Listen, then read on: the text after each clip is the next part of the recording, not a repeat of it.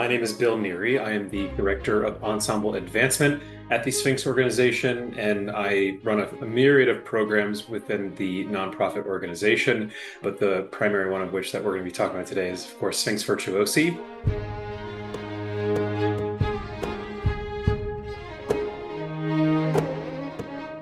My story with Sphinx actually begins many years ago. Sphinx was founded in 1997, and not too long after that, I was in middle school and I went to one of the young artist education summer camps that was hosted at Walnut Hill called Sphinx Performance Academy.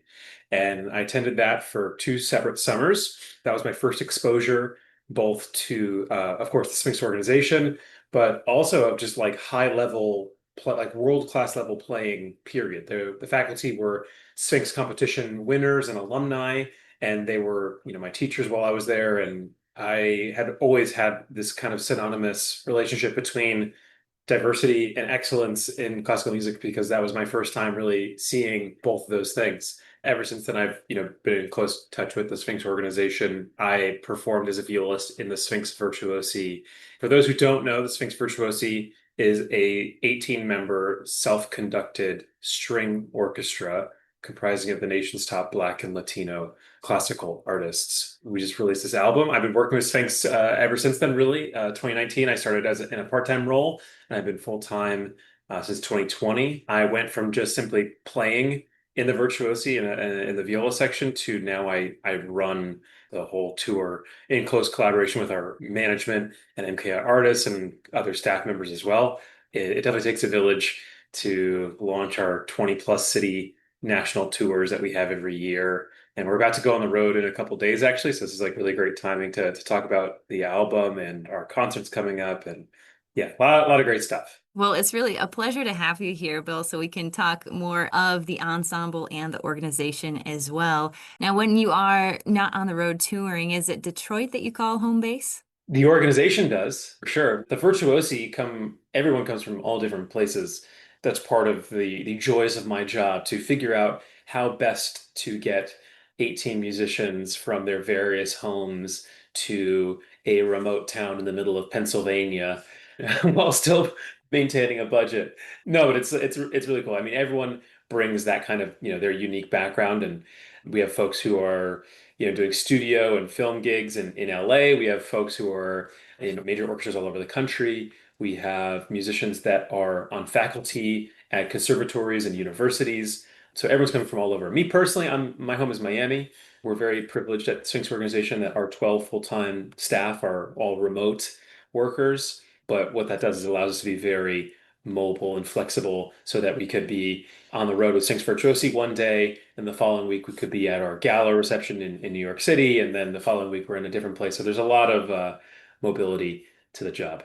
And what's interesting too, and you mentioned this, I think, earlier, that the Virtuosi is a conductor-less ensemble.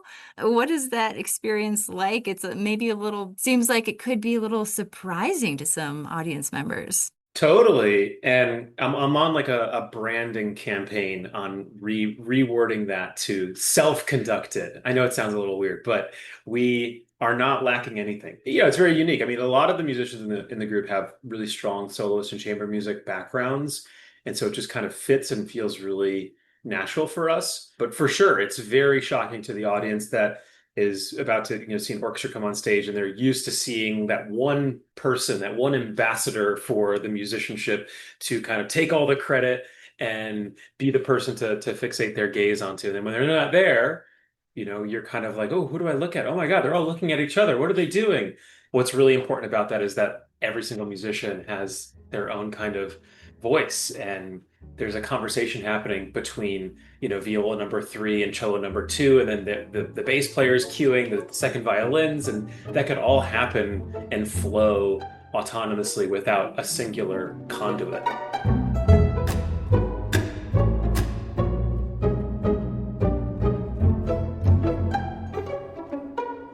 What do you think that some of the pieces on American Mirror bring to the landscape of modern music? Maybe something that's been lacking or even missing? Yeah, I mean, it goes without saying the role for many, many orchestras and soloists and chamber musicians and performers is that of like a cover band.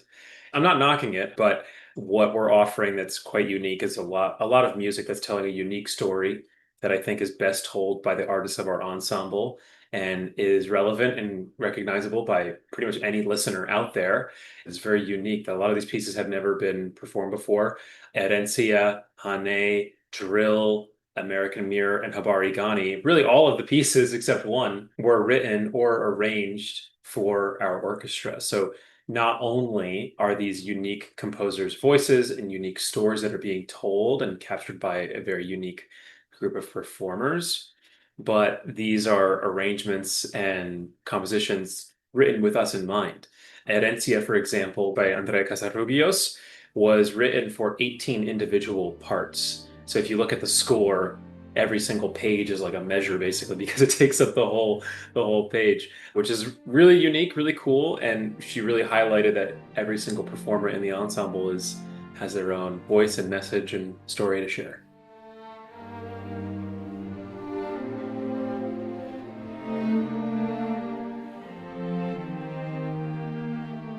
I had a chance to sample some of the audio from the album, and you mentioned Herencia.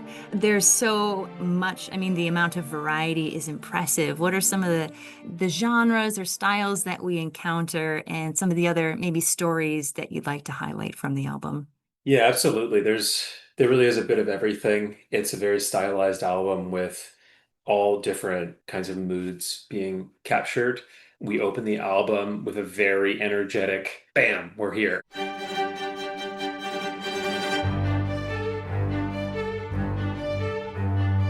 Habarigani, the opening piece by Quentin Blash, was our season opening, was our program opener when we toured it. And I think it just fits very, very well to like you just put this album on and you open with that and it's like curtain is open.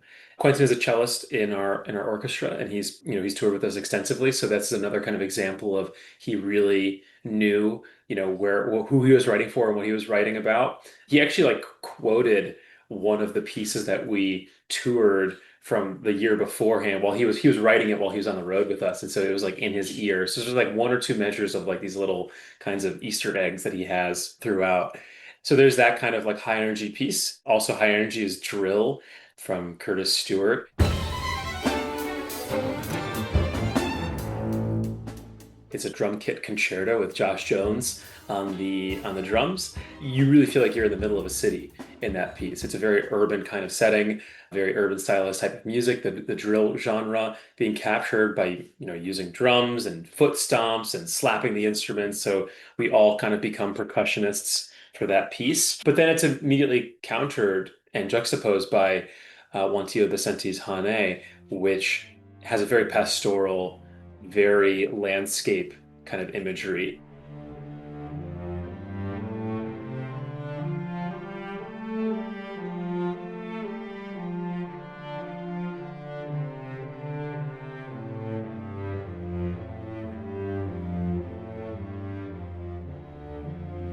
Vicente from the Navajo region really captures that specific kind of voice as well.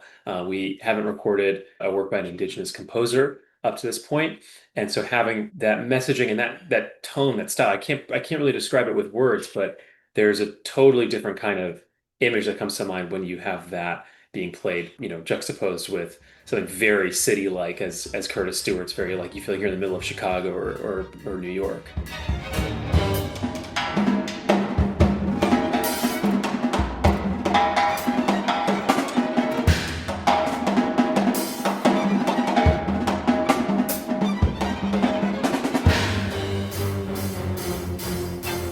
You could check out all of our touring dates at sphinxmusic.org. You could see the Sphinx Virtuosi webpage on there. We're going to be doing, I think, 19 or 20 public concerts throughout the season. So we have a touring cycle this month in October, and then again between February and March in 2026. We will be in Cleveland as well. Yes, well, a lot to look forward to, certainly. I've been speaking with Bill Neri, who's the Director of Ensemble Advancement at the Sphinx Organization, and he joined me today for some of the details on the new Sphinx Virtuosi album, American Mirror, which is out now on Deutsche Grammophon. Thank you so much, Bill. Thank you so much.